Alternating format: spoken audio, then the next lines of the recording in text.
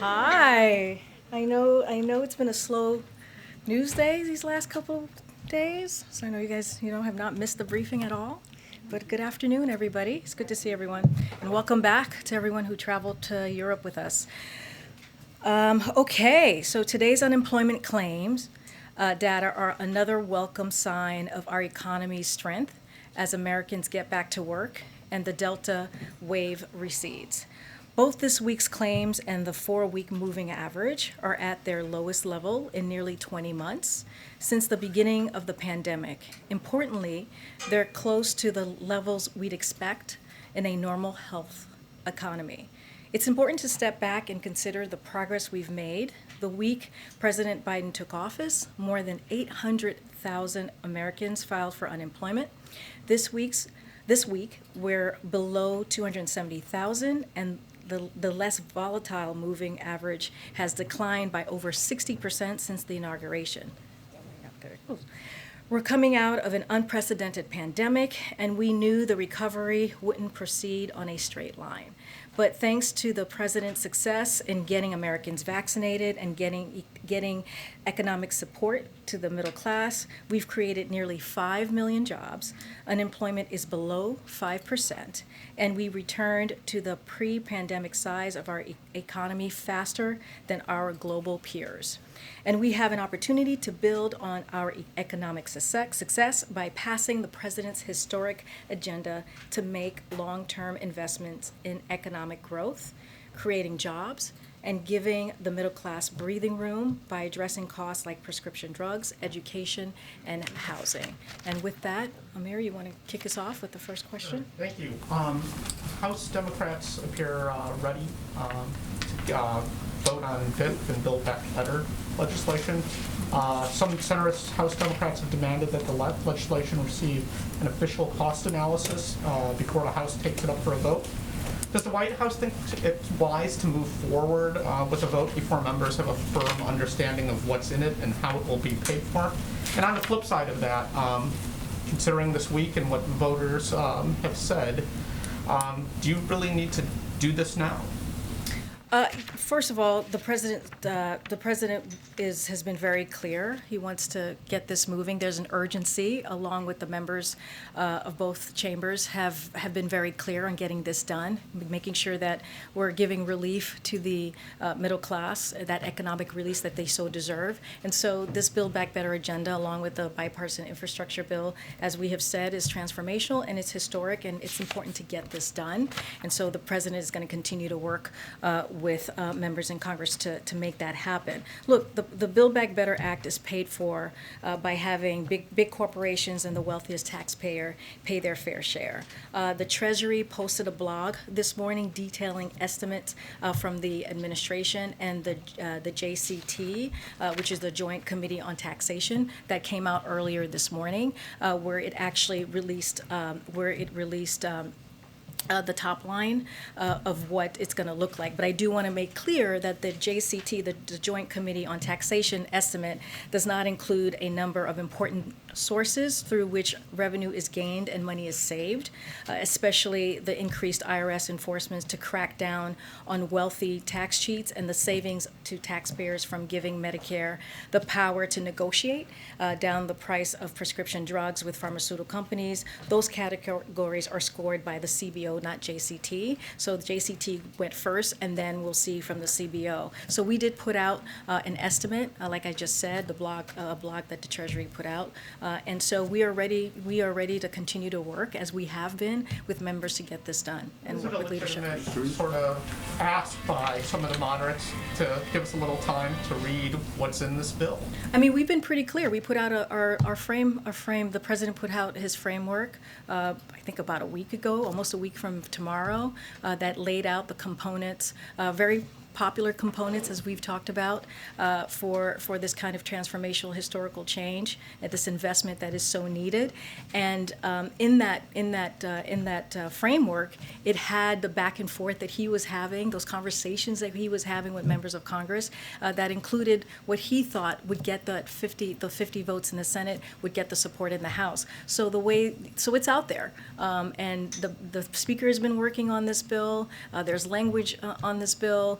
We put out, as I just mentioned, a blog from the Treasury, put out how this would be paid for, the revenue that it would raise, and so I think we're in a good place to move forward, and we'll continue to have the conversations. The White House had put out that the president had made some calls, congratulatory and conciliatory, to several Democrats. I was wondering, has the president had a chance to speak to the governor-elect of Virginia yet? And if not, does he plan to do that? So they have not spoken, but the president congratulates Governor-elect Youngkin on his win. Obviously, the president campaigned for his friend Terry McAuliffe. As he mentioned yesterday, you heard directly from him about having that conversation, and would have preferred a different outcome. But the will of the people is clear, and the president has always believed in working across party lines for the good of the American families, and he looks forward to doing that with Governor-elect Youngkin. The president is very proud of the race that Terry McAuliffe ran as someone who puts his heart and soul into everything he does, but now is a time to move forward. And if I could just briefly, to what degree do you think race was a driving issue in Virginia and around the country, given Republicans repeatedly focusing on critical race theory? So, look, America, as you heard the president say before, is a great country. And great countries are honest, right? They have to be honest with themselves about the history, which is good, and the bad. And our kids should be proud to be Americans after learning that history. The president certainly is. Fundamentally, we believe a school's curriculum isn't a federal decision. It's rightly up to communities around the country, the parents, the school board, the teachers, and the administrators. And that means that politicians should be should not be dictating what our kids are being taught. But we also need to be honest here about what's going on here. Republicans are lying. They're not being honest. They're not being truthful about where we stand. And they're cynically trying to use our kids as a political football. They're talking about our kids when it's election season, but they won't vote for them when it matters. You know, Republicans did not vote for the American Rescue Plan. The American Rescue Plan, in that plan, it had funding to make sure that schools were open, to make sure that our kids got back to school. And they didn't vote for that. And that was a key component of the American Rescue Plan. We know how important it is to make sure that our kids have in-person learning for their mental well-being, and also so that they can actually learn. And so that is something that the Republicans absolutely refused to vote for. So we got to be honest here, and they're not being honest. They're being incredibly dishonest. Steve? Are you expecting a House vote this week on the Build Back Better plan? And what's the president doing behind the scenes? Is he talking to Senator Manchin? What's he up to? So as far as timing of the bill, clearly the president supports Speaker Pelosi and is behind any timing she feels is right. The president has been in close touch with Speaker Pelosi and Leader Schumer, and there's strong agreement that we need to get these both done for the American people, as we've been saying, as soon as possible. We cannot wait here. The American people cannot wait. He has been in touch, as I mentioned, with both members of the chamber. He has not spoken to Senator Manchin, but our White House staff, my colleagues, have been in touch with him over the last couple of days. And separately, the OPEC members are saying the United States has plenty of spare capacity to increase oil supply, help keep the economy going. Why is he not doing that? Why is he not increasing oil supply? So the U.S. operates on a competitive free market system, as you know, Steve, and individual companies make their own decisions. OPEC Plus is a collection of countries that set supply levels themselves. They have the capacity and the power now to act and make sure this critical moment of global recovery is not impaired. And to be clear, OPEC Plus production is what impacts global oil prices, which is what has an effect on gas prices at home. Thank Go ahead. Thanks. When the president announced the vaccine requirement for large companies with more than 100 employees back in September, he said at the time, "Our patience is wearing thin." If this patient is wearing thin, why wait until January 4th for this mandate to go into effect? Yeah, thanks for the question. So the goal here is that we wanted to kind of streamline things, if you could imagine. We know that some employers may have workplaces subject to requirements for federal contractors, and other workplaces subject to the Emergency Temporary Standard, ETS, as you've heard us say. In order to make it easier for businesses and workers to comply, the administration is aligning the contractor deadline with the deadline for workers to receive their shots in the CMS and OSHA rules. Across all three requirements, OSHA, CMS, and the executive order for federal contractors, workers will need to have their final shot no later to January 4th, 2022, which is the date that you were inferring on. This will ensure that federal contractors implement their requirements on the same timeline as other employers in their industries, leveling the playing field, and we believe more people will get vaccinated as a result of a clear and consistent deadline. Additionally, OSHA has clarified that it will not apply its new ETS rule to workplaces covered by either the CMS rule or the federal contractor vaccination requirement. Look, so like I said, we wanted to make it easier. We wanted to avoid confusion, and so we want to even the playing field, and this is why we moved that December 8th deadline that you're talking about to January 4th. How did concerns about the supply chain, the possibility of workers maybe quitting because of these mandates play into that decision and that timing?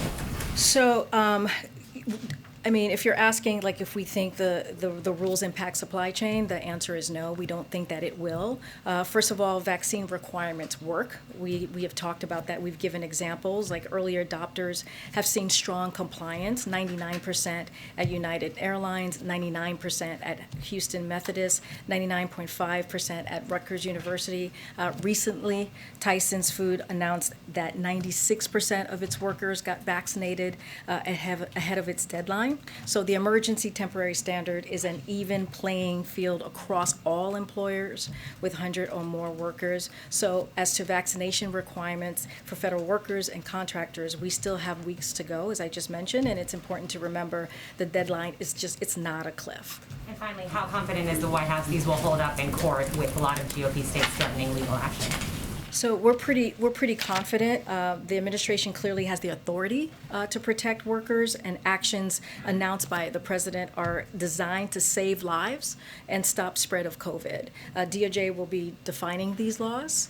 This is a once-in-a-generation pandemic. As we know, it's taken more than 740,000 lives, and that's what we're trying to do here in this administration. We're trying to save lives. But I do want to, since you brought up the GOP, I do want to take a step back for a second and just, as I mentioned, that we have the legal authority, and as I mentioned, over 740,000 Americans have died. You know, people are sitting out of the workforce because of COVID concerns, right? The worst disruption businesses have faced for nearly 2 years is their employees getting sick with COVID. At the same time, we have tools at our disposal we know work. So these policies work. Boost vaccination rates, as we have seen, in short, and they protect workers and they save Americans' lives. So, you know, the question that we always have and that we ask to the Republicans is, why are they getting in the way? Why are they getting in the way of trying to protect and save lives? That's all we're trying to do. And so we have an authority to do that. That was the OSHA, that was given to OSHA, to a congressional authority to get that done, to make sure that employees are not in danger. They're not in grave danger. So this is the direction that we're going, because, again, this is about putting the pandemic behind us, making sure that we continue to protect the lives of workers and to protect the lives of Americans. Is it fair that people should lose their Go ahead, jobs if they go don't ahead. get vaccinated? Is it fair that people should lose their jobs if they don't get vaccinated? Their livelihoods? Thanks, Karine. Go ahead. Go ahead, Kate. Kate, go ahead, Kate. Abigail Spamberger, a Democratic congresswoman from Virginia, is issuing a warning about the president's sweeping agenda today, telling the New York Times, quote, "Nobody elected him to be FDR. They elected him to be normal and stop the chaos." Has he seen that quote, and what is the president's response? You know, I don't know if the president has seen that quote. I'll say this.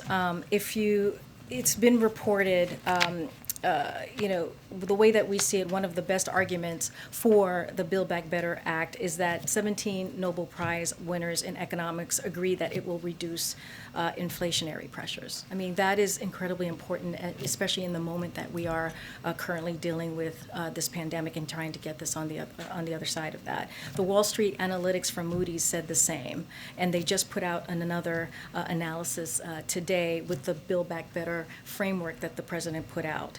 And so, again, Build Back Better, as we have said, is fully paid for and will even reduce the deficit over the long term. So we cannot wait. We have to move forward. We have to get this done for the American people. We have to make sure that we invest in our infrastructure. We have to ensure we invest in our human infrastructure, as we like to say it. And we're talking about childcare.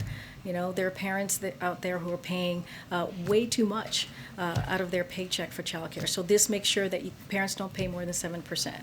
We're talking about middle-class tax cut. When you look at the child tax credit, which has cut child poverty by 50%. That's what we're talking about. Universal pre-K. This is incredibly important and popular with the American public. With this quote, she seems to be saying the president is trying to do too much, too fast, and has an agenda that is bigger than what voters wanted the president to do and why they put him in office. Does he agree with that? And did Tuesday night reaffirm Caitlin, that? I'll say this, the president has been talking about his Build Back Better agenda for over a year. 81 million people voted almost a year ago to put this president where he is right now to make sure that we deliver for the American public. So this was out there over a year ago. So, we're trying to make sure, the president is trying to make sure that we continue the investment that we started with the American Rescue Plan. We are in the middle of a pandemic, where millions of people have left the workforce, including women. Where we need to make sure that we have, again, childcare. We need to make sure that we do this historical investment and also climate change.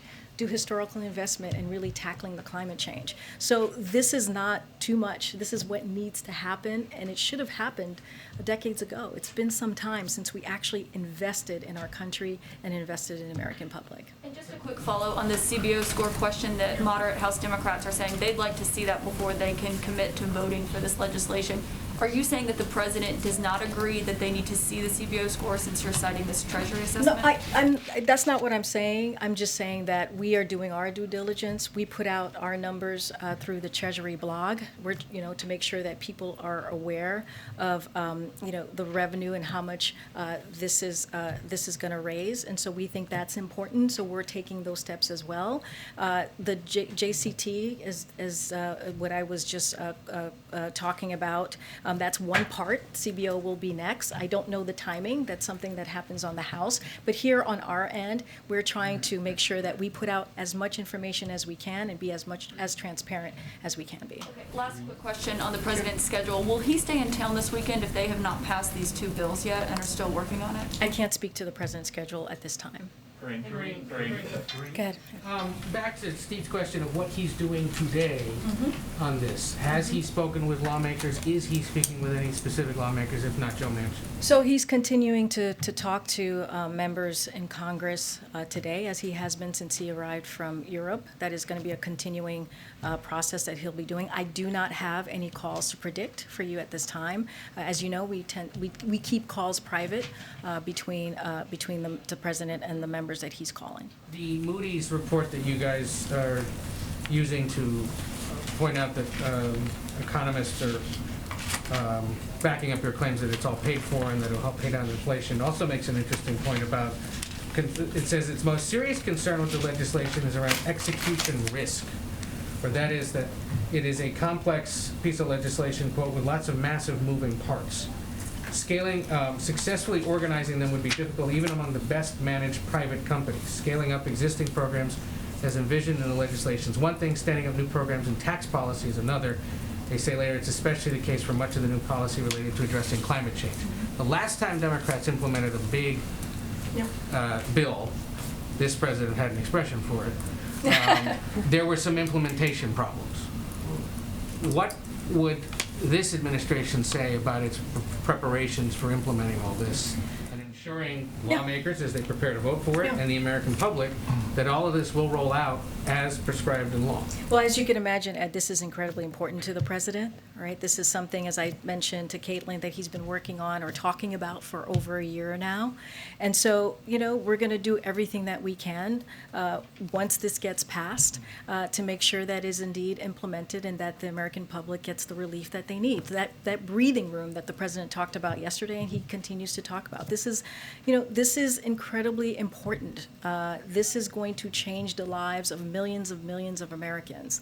And we're going to continue to make sure that we get that implemented in a way that's effective and gets to the American public. I got one on immigration. We obtained a 9-page Homeland Security plan from July that would end the Title 42 border policy for families with children by, among other things, offering COVID-19 vaccines to all adult family members. But our reporting has found from several presidential appointees that the plan was scrapped because top White House officials, including Susan Rice, expressed concern about the political optics of unwinding this pandemic policy as the Delta variant spread.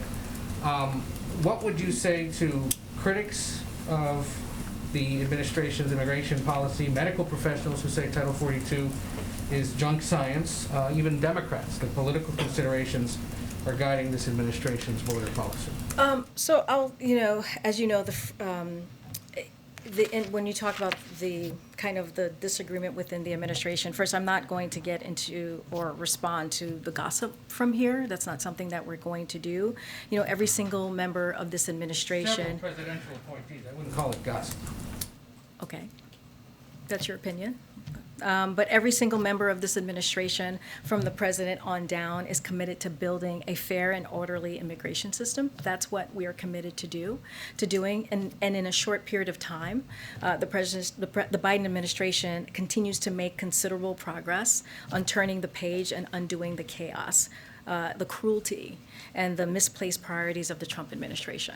So our vision for immigration is rooted in ideas that work like addressing root causes, expanding refugee processing, investing in the asylum process, creating a fair and orderly pathway. The previous administration separated families and wasted tax dollars and on an ineffective wall. We have been trying to undo that. We have been trying to make sure that we do it in a moral way, in a humanitarian way, and that's going to be the focus of this administration. Political considerations are part of that. I'm just not going to speak to, like I said, we believe it's gossip, and I'm not going to speak to it. Go ahead, Chris. Thank you, Karine. I asked President Biden yesterday if he thought it would have made a difference if his spending plans had passed before Election Day. He said he's not sure, but maybe. My question is, when he went to Capitol Hill last Thursday, why didn't he call for a vote on that day when he met with House Democrats? Well, to your question about which one about the economy, it was. I'm so sorry. When he went to meet with House Democrats last week, why didn't he call for a vote on the infrastructure bill on that day? House Speaker Nancy Pelosi wanted it to happen. People on the Hill, familiar with the process, felt as though they would have been able to rally the votes. Why didn't he call for a vote on that day? I'm not going to get into the private conversations that has been had in that room a week ago, as you just stated. But there are so many reasons to. It's complicated. It's a complex. It's not like one answer, right? Every election is different. And voters don't usually go into a voting booth on one issue. And so that is something that we just kind of have to remember.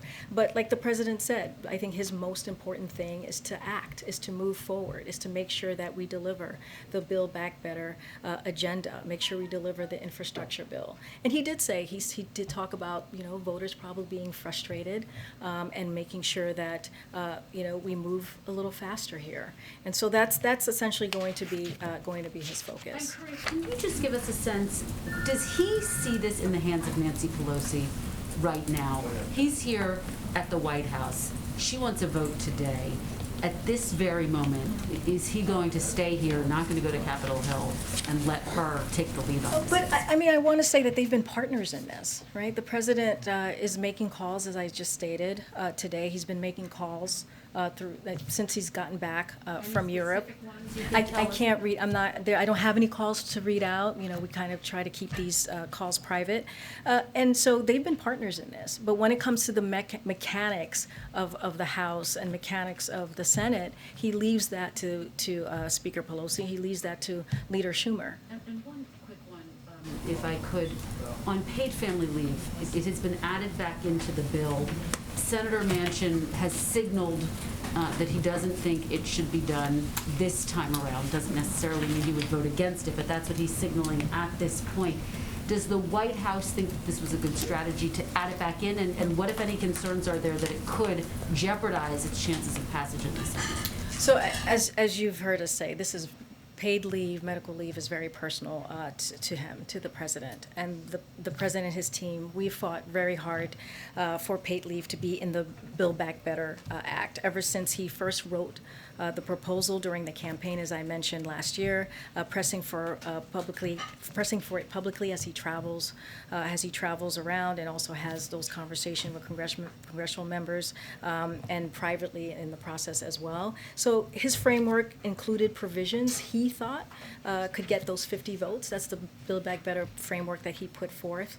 Those 50 votes in the Senate, those critical votes, and he's enthusiastic about including paid leave in the House bill, and we'll work to see it gain approval in the Senate. So he's going to continue. Sign a final bill that didn't include paid leave at this point, given that he had all but let it go last week? Well, that's a hypothetical, so I'm not going to get too far ahead of where we are. He's saying that he's proud of that it's in this House bill that currently it's in, and that he's going to continue to fight to make sure that we get the Senate votes for it.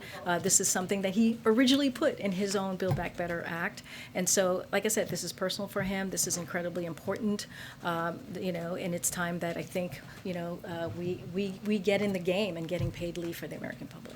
Karine, right here. Thank Yeah. you. First on COVID. Yeah. So 750,000 Americans have died of COVID-19 now. And while you guys were overseas, the intel community said basically that they're stuck and can't figure out how it originated because Beijing continues to hinder the global investigation. So would President Biden punish China in some way for that? Well, as you know, the ODNI, the COVID Origins Report, the president received that not too long ago. So I'll speak to that because that's the closest to what we have at the moment to talk to that. So this administration has been clear that it is imperative for the global scientific community to understand the genesis of the pandemic. Understanding the origins of COVID-19 remains a key focus for this administration and for all countries around the globe. The U.S. government, the intelligence community, and the academic and public health community will continue studying COVID-19's origins and how this pandemic spread as part of their ongoing work. So you're right, it's incredibly important for us to get to the bottom of this. But of course, to better understand the origins, some future studies must include additional access to data from China, as you are asking me about. Time is of the essence for access and analysis, and we and our partners will continue to press for transparency and answers from the PRC on key outstanding questions on the origins of the pandemic and its early days in China. For any additional details and assessments, we refer you to ODNI, but we're going to continue pressing because we do have to get to the bottom of it. Okay, thank you. And then President Biden is calling these reports about the administration paying up to $450,000 to illegal immigrants who are separated from family members garbage. He says it's not going to happen. But the ACLU says that it is. So who is right? Wait, are you talking about the question you asked him yesterday? Yes. So if it saves taxpayer dollars and puts the disastrous history of the previous administration's use of zero tolerance and family separation behind us, the president is perfectly comfortable with the Department of Justice settling with the individuals and families who are currently in litigation with the U.S. government. You know, DOJ can obviously speak more to that process. The president what he was reacting to was the dollar figure that was mentioned, that you mentioned to him yesterday. As press accounts to date indicate, there's been press accounts on this, DOJ DOJ made clear to the plaintiffs that the reported figures are higher than anywhere that a settlement can land. Again, this is something that the Department of Justice can speak to. I do not have anything more to add to this. But if he's not okay with $450,000, how much money is he okay giving these illegal This is immigrants? again, Peter, this is something that the Department of Justice is going to handle. I just laid out what he was thinking and how the process was moving forward. The DOJ will talk to the specifics of And this. so what changed then from yesterday? You're saying that he would be perfectly comfortable settling with these families who broke the law to come here, but yesterday he said that's not going to happen. First of all, let's remember how we got here, how we got to a place where we're dealing with families being separated. This is coming from the last administration cruel, inhuman, immoral policies against just people. It's separating children from their families, 18-month-olds, 2-year-olds, 5-year-olds from their families. That's how we got here, is because of the last administration. This is what we're trying to deal with here in this administration. So let's be very clear of how we got here and what's happening. Anything else that you would like to know about this, again, I'll send you to the Department of Justice. I can't speak to any more specifics on this. Okay, thank you. Go ahead, JJ. Thank you. Another question on oil, please. Given the administration has gotten a pretty clear rebuff from OPEC on the president's calls to increase oil outputs, will the administration commit to an SPR release, a strategic petroleum release? And if not, will oil prices just go higher? So I'll say this, and you've heard Jen say it behind this podium. We are not a party of OPEC plus, and ultimately it will make its own decision. As you remember, we engaged with relevant OPEC plus members a few months ago as well, urging a compromise solution to allow proposed production increases to move forward, which they did, but more can be done. Now is the time for majority country producers to stabilize energy prices and ensure high prices do not hamstring the current global economic recovery. As we have said, we've been in conversation with energy consumer countries, and we will consider the full range of tools at our disposal to bolster resilience and public confidence. That includes an SPR release? I don't have anything specifics, but we are going to use every tool at our disposal to make sure that we address this. And does this show the limits of American influence on some of the U.S. allies? Because obviously the administration put a lot of pressure on some of these oil-producing countries, Saudi Arabia, the UAE, Kuwait. Does this show some of the limits of the U.S. influence? I mean, I wouldn't characterize it that way, but we're going to continue to work on this. This is not the end, and have the conversations. Trying to follow up. Thanks, Karine. Senator Manchin says the United States is not a left or center-left country. He said on CNN that the country is either in the center or center-right, and that fact needs to be, or that assessment needs to be taken into consideration. Does the president agree with that? And where does the president see the country? Does the president see it as a center-left, left, center-right? I'll tell you this, the president believes he's the president for all Americans. You've heard him say that. He's not a president for only Democrats, and he's not a president for only Republicans. He's a president for the American public. The president sees this, when you think about his economic policy, something that he has been talking about for some time, he sees this as not leaving anybody behind. And this is what's been happening for years and years and years. And what we have seen these last 18 months is how stark it is, how much that the everyday people have been hurt by this pandemic and have been left behind in losing their jobs and not having a cushion. And so this is what the president is trying to do. This is not about red or blue or even in between. This is about the American public and giving them some breathing room, actually having an economic plan that delivers for the middle class, actually making sure that women can come back to the workforce, actually making sure that we have universal pre-K for 3- and 4-year-olds, actually making sure that we invest in climate in ways to fight climate change, the largest investment that we will ever see as a country. That's what the president is trying to do, and that's what he will continue to do, and it has nothing to do with which side of the aisle that you sit on. It has everything to do with the American public. Can I also ask, building on Amber's question about race and education, you mentioned that politicians should not be dictating what is taught, and that you said Republicans are lying about those issues. But I wanted to ask, is there something that the administration can do? Because it seems clear that these kinds of issues about race and education, they're not going to go away. It's likely to be more significant. And is the administration talking and thinking about ways to address this? Look, I think the first thing, and the president talked about this yesterday, I believe he was asked this question, and we have to be honest. We have to be honest about where we are as a country, and we have to be honest about, I think what he was trying to say is that, there's so much misinformation out there. There's so much disinformation out there. That's actually taking our country apart. And one of the things that the president was elected to do is to bring the country together.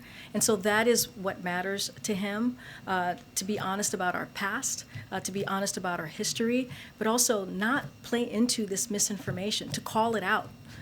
To make sure that we're not going down the rabbit hole of misinformation that's actually going to hurt our country. And so that's the focus for the president. Go ahead. Thanks, Karine. Yesterday the president said, and as others have asked, that it was important to move forward after Tuesday's elections to pass both pieces of legislation, but also conceded that he wasn't sure passing that would then have won the Virginia election, or Democrats would have performed better. Looking forward, the White House has said that is its focus is passing these pieces of legislation. Are there other strategic steps or new steps the White House is going to take to try to address some of the concerns that were clearly raised by voters in Virginia, New Jersey, and other states around the country, or does the White House feel that passing those two are sufficient to try to make up some of the So I think what the president was trying to say is that the voters are tired of the inaction that they're seeing and want us to get things done.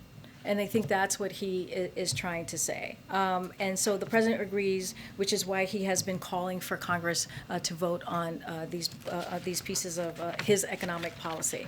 But I do want to say one more thing, is that we all know that no election determines the outcome of future elections. That the midterms will be determined by voters in 2022, and this one election is determined by voters in 2021. And the midterms are still a year away.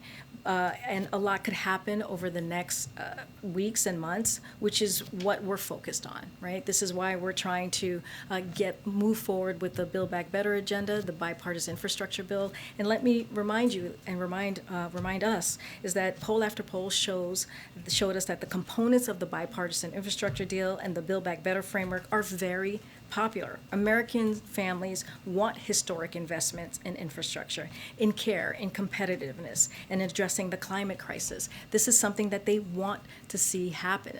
And so this is what we're going to continue to do, and we're going to make sure that we move forward to do that. And just to follow up on that, polls also show Joe Biden's approval rating plummeting, and also that most voters don't necessarily know what is in this package, maybe when you tell them explicitly.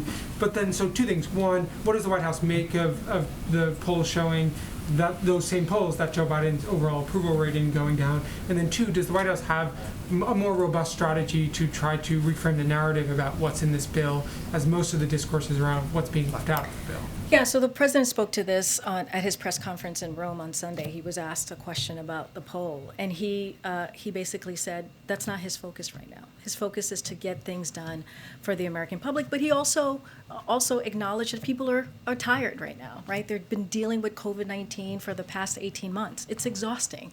And there are things that we're still trying to figure out as we're restarting the economy, like Americans are trying to figure out, right? Which is why we're talking about childcare, right? This is something that was critical and key for many families, which is why the child tax credit is so important, which was in the American Rescue Plan, which has given the middle class families that extra boost. Again, cut poverty by 50%.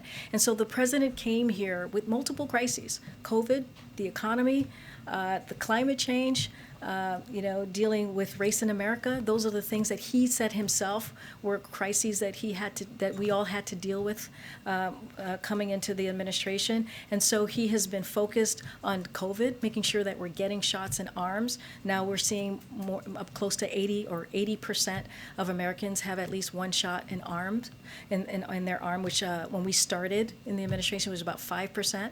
So we are moving forward in that direction. The economy, we're starting that back up. We still have work to do, but we are starting that back up because of the American Rescue Plan. So we still have work to do, but in the last 9 months, we've accomplished a lot. I just gave a rundown of the unemployment benefits and where we are today, and how much we've moved forward, like where we are with our numbers, where we were 20 months ago, the pre-pandemic. That's where we are today. That is a huge movement, and so we're going to continue to do our work. We're going to focus on that, and we're going to get his economic policies passed. Go ahead, Zola. On the OSHA rule, what is the threshold in order for a private business to be fined? I'm still unclear on that. How many violations can a business kind of, how many times can they violate this rule in order for them to actually be fined? And then secondly, has the White House been reaching out as well, I don't know, in the past couple of days, today, to governors as well, either encouraging them to implement their own mandates or on implementation of this mandate? And then just one on immigration after that. Gotcha. So the goal here is compliance, and the administration and OSHA are going to do everything we can to maximize compliance. So that's going to be our focus. The vast majority of employers, as they do every day with other workplace safety requirements, will voluntarily comply without ever being inspected. However, if needed, OSHA can assess fines of $13,600 per violation. OSHA can fine an additional $13,600 per day that an employer does not abate the violation. And for willful or serious violation, OSHA can fine employers $136,000. So that's how the penalty is going to work here. And as you can imagine, we have our Office of Intergovernmental Affairs, we have the COVID team, and they are constantly talking to governors on an array of issues, and we'll continue to do that. On the president's comment yesterday in terms of financial compensation to families that were separated at the border, so you just said that his main kind of objection was to the amount of money, but you said that he would be okay if DOJ, works it out and reaches a settlement. He would trust that DOJ process.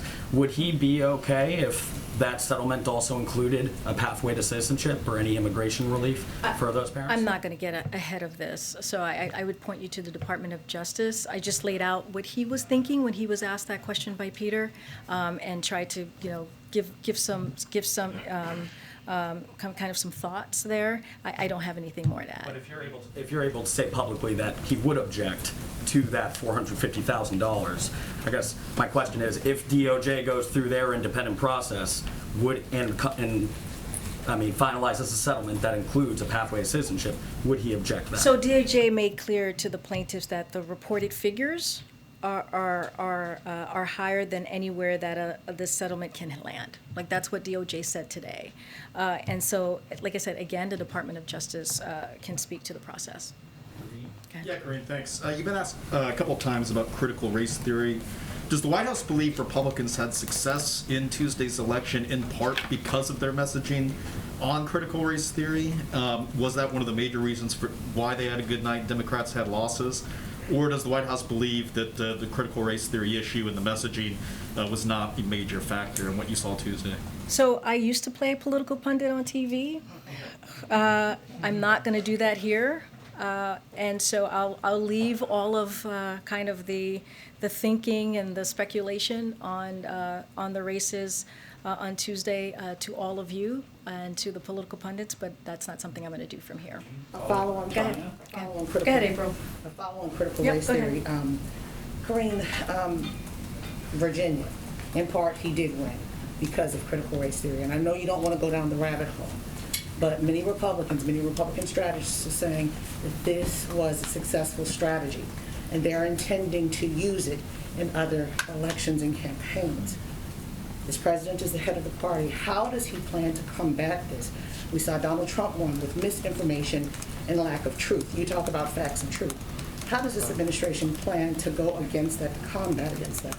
No, thank you for the question, April, and you're correct. I'm not going to go into any type of political analysis from here. But, you know, I just want to be really clear. Like, the President Biden ran on bringing Americans together. He ran on respecting the fundamental human dignity of every person. And that means addressing barriers that are holding Americans back. And it means people should be treated equally and judged by the context of their character instead of the color of their skin. And so that is something that the president truly believes. And, you know, April, he talked about this yesterday as well. If you look at his view, and these are his words, his view on criminal justice, his view on, if you look at the policies that he's put forth, the American Rescue Plan, the economic policy, even the COVID response, they've had equity at the center of everything that he has done. And so this is incredibly important as I talk about the economic policy and not leaving anybody behind. And I think we believe that's why it's so important to move forward with the Build Back Better Act and also the bipartisan infrastructure, because that is going to really have an economic effect on everyone and make sure no one is left behind. So that is the message that he's moving forward with. That's how he's going to bring the country together, and that's his focus. A few weeks ago, the first black woman to be Secretary of State, Condoleezza Rice, talked about not wanting to hurt white people, white children, because of facts, critical race theory. Facts, truth hurts sometimes. But what did the president say about that? Did he respond or think anything about what she said? She has a lofty perch, or had a lofty perch. Yeah. For her to say something like that sent a ripple effect. I do not know. I have not spoken to him about that. Look, you know, America, and I said this earlier, America is a great country, and great countries, in order to be a great country, you have to be honest with themselves, right, about this country, the good and the bad. That is important and that is critical. And he believes that our kids should be proud to be Americans after learning that history. And the president certainly believes that. And so, you know, we should be honest as we publicly debate these issues and as we teach our history. That's how we move forward as a nation. Thank you so much, April. Trying to follow up. Hi, I'm Alexa from the Wall Street Journal. I know you said you can't say more about the possible settlements for immigrant families, but I did want to ask, was the president briefed by DOJ about the settlement discussions, and was it appropriate for him to weigh in on a DOJ process when he's emphasized the department's independence? I mean, the president believes in the department's independence, right? And that is something that he has been very clear about. The Department of Justice should be independent. He was asked a question and he answered it directly. That's it. He was asked a question and he answered it. I mean, there's nothing much more to add to that. Any more specifics, I would send you to Department of Justice. Thank you. Oh, thank you. Thanks, everybody. Thanks, Karine. Thanks, Peter. Thank you. Good to see you.